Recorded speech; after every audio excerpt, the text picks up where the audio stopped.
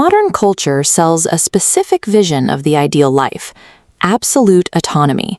The goal is to answer to no one, to be your own boss, and to engineer out every inconvenience.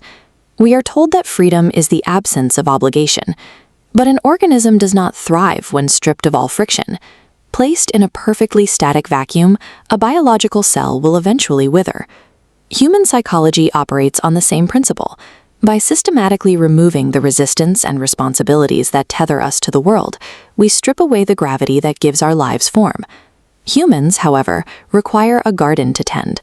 We need heavy anchors to keep us grounded, and we rely on the weight of our duties to generate a sense of purpose. This pursuit of a frictionless life has not resulted in freedom. Instead, it has produced a widespread crisis of isolation. The consequences of this isolation are becoming evident in clinical mortality data. Currently, the leading cause of death for men under the age of 45 is themselves. To understand the drivers behind this trend, researchers in Australia and Japan analyzed the final words left in thousands of individual suicide letters. These studies identified a recurring theme. The primary driver was a deep conviction that they were no longer needed. This stems from the parachute trap, keeping escape hatches open. At the first sign of a rocky flight, we pull the cord. This reflex to flee stems from a renter's mentality. It is the mindset of an individual who keeps their bags packed, ready to leave an obligation the moment the environment becomes difficult or demanding. The alternative is an owner's mindset. This approach requires locking the doors and committing to the struggle, treating a relationship or a job as a permanent investment, with no exit strategy.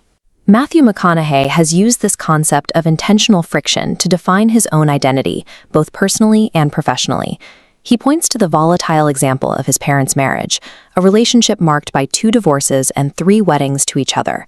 Their conflicts were physical and chaotic, involving chef's knives and matador-style standoffs on the kitchen floor. Despite the frequent fighting, they possessed the owner's mindset. They chose to stay on the floor and resolve their mess together rather than looking for a way out. In this context, stability is not found in a total lack of conflict. It is found in the absolute removal of the option to leave. McConaughey tested this resolve at 18 during a youth exchange in the tiny Australian town of Warnervale. He arrived to find himself in a community of 300 people, 3.5 hours away from the city life he expected. The environment stripped away his previous anchors. He had no car, no money, no familiar friends, and a strict 10 o'clock curfew. As his social status vanished, he fell into a deep isolation, spending his nights eating lettuce and reading Lord Byron in the bathtub to maintain his sanity. His contract allowed him to return home early for family emergencies or illness, but McConaughey refused to invoke the loophole. He chose to burn his own parachute and stay for the full year. He emerged from that year with a new perspective. Identity is something you forge only when you lose the ability to escape your current circumstances.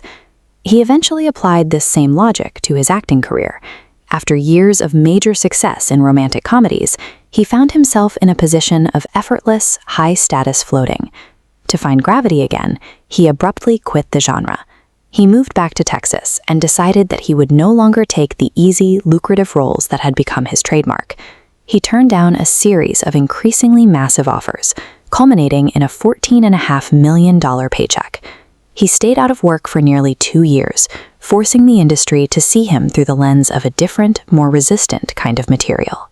This search for resistance led him to the Bandiagra escarpment in Mali, where he was challenged to a wrestling match by the village champion, Michelle. McConaughey knew he was physically outmatched, but he accepted the challenge anyway and stepped into the dirt pit. The 2 forces collided in a cloud of dust, straining against each other's weight. He was pinned, but continued to wrestle until he was hyperventilating. The village celebrated him not for a victory, but for his willingness to accept the challenge. He had earned his place by choosing the struggle. Short-term comfort functions as a friend that eventually becomes an enemy. It feels like a luxury, but it gradually erodes our resilience. To counter this, we have to lean into deliberate dependency on others. We must find gardens that we are responsible for tending. Admiral Bill McRaven highlighted this reality in a letter to McConaughey, focusing on the weight of his personal obligations over his professional ones. McRaven noted that true success is found in the heavy dependencies of fatherhood and husbandry. and in the responsibility of leading a community through a crisis, like the tragedy in Uvalde. Acting as a reliable anchor for others creates a feedback loop that secures a person's own sense of place and psychological stability. Meaningful lives are built on the foundations of these obligations. We find our form when we accept a weight heavy enough to bear. If you are waiting for a perfect, frictionless path to appear in your work or your relationships, it won't. The presence of an easily accessible out is a constant threat to your growth. As long as the parachute is available, you will be tempted to use it. You must burn the parachute. You must remove the option to quit before you can start to build. Put your hands on the wheel, look in the mirror, and accept that the responsibility for finding meaning is entirely on you.